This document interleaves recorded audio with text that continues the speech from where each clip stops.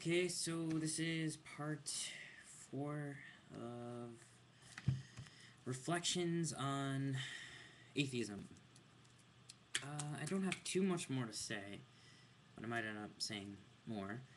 Um, Basically, the last one we went over, religion evolves because we evolve. Now, as societies become more complex, religion becomes more complex.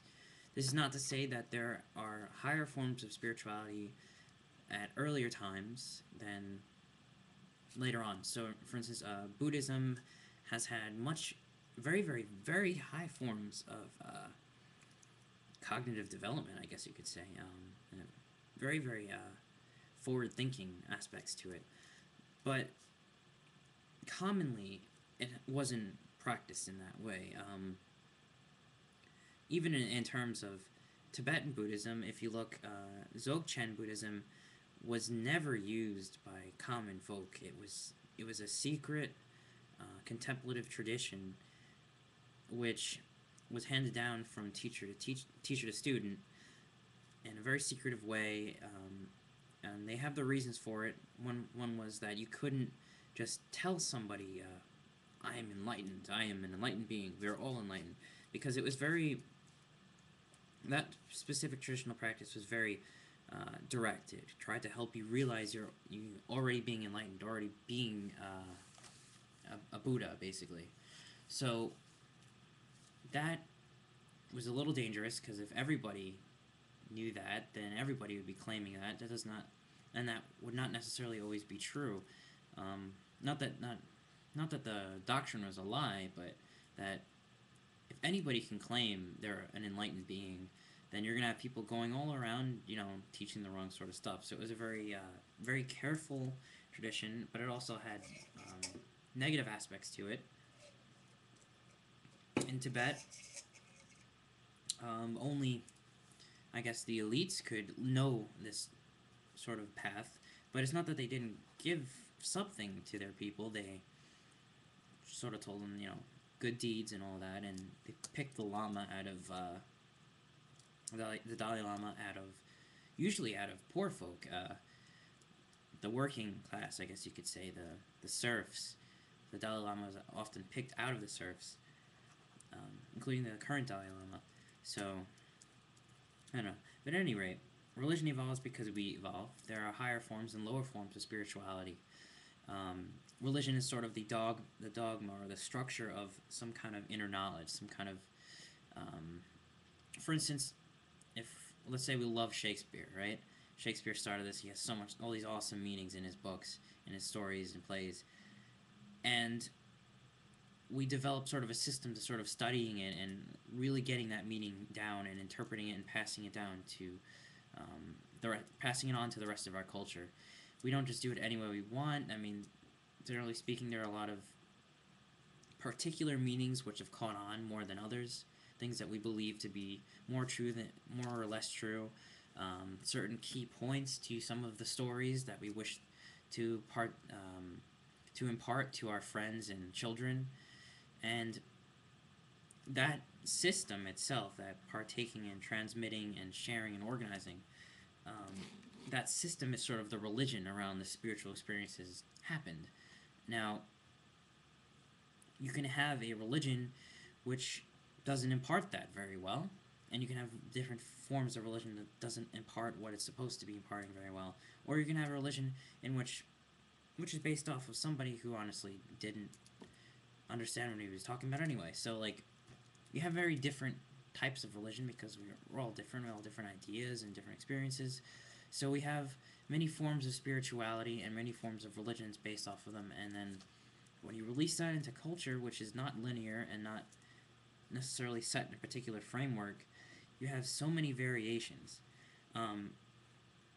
So we have spirituality that evolves as we evolve and become more complex, and we have religions and religions evolve too because systems evolve over time. But we have this general evolution, and now as we are in the 21st century, interestingly enough, the more mystical forms of religion, the forms that used to be for the elites, are now being released and opened to everyday people. Um, I have I have a book that I bought from Barnes and Noble or whatever. It's called Natural Radiance by Lama Surya Das. This guy right here, and this book would not be available to me if I was just some farmer dude who wanted to learn a little bit about the mystics and the sages who live up on his mountain. They would say, you have to join our group, you have to meditate in order to have the teachings imparted to you. Now I can have instant access. Now this is also a sign of the times and technology, but generally speaking, it's kind of interesting now that we're able to actually grasp this sort of stuff and have access to it. It's truly an interesting time, because that means millions of people can see that and read it now instead of only a few hundred, a few thousand per generation. So yes, spirituality evolves as we evolve, as our society evolves, and that's something very interesting to take into account. So the meaning of talking about how spirituality evolves and how religion changes over time and has multiple purposes is to sort of show atheists, especially contemporary atheists, you can't write it off so easily as just a primitive society's way of interpreting the world, because it isn't. It isn't just that. I'm not denying that you're correct, but I'm denying that you're absolutely correct. I'm denying the absolution of your statement. I don't think it's correct to say all religion is primitive. That's sort of, I mean, some people call it reductionist. I just think it's not seeing all the evidence, not seeing all the facts. And a word of caution, probably a final critique. In atheism, one of the main problems is they have a lot of literature on atheism, and they have a lot of very strong-minded people with very strong opinions who are otherwise very good, but they tend to become a little bit too reductionist and a little bit too close-minded. They focus on some negative aspect, and they can't see any other meaning besides the meaning that they're, partaking in and viewing. For instance, Michael Shermer. I was reading his book on, I think it's called Why People Believe Weird Things, and it's not entirely integral. I mean, it's kind of ignores another side of spirituality and then writes the rest off of it as loony and backwards. And it's almost seen as positive and maybe a little snarky and prideful, but at the same time, people generally see it as, well, good for him, he's being blunt and honest and intellectual.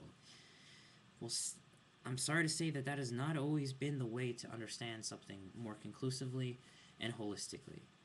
And often enough, you miss something very important. And yeah, so since we're missing some things, it's easy to get caught, especially when you have a community of people who have a general idea they share. We don't believe in God. We don't believe in the Western Judeo-Christian God. Okay, well, I don't either. Does that mean I'm an atheist? Because I guess I could call myself that, but I meditate. I meditate, and I do believe in I do not only believe in spirituality, I experience it directly. I mean, a lot of people do. So does that make me an atheist? Does it make me some ridiculous, half-thinking,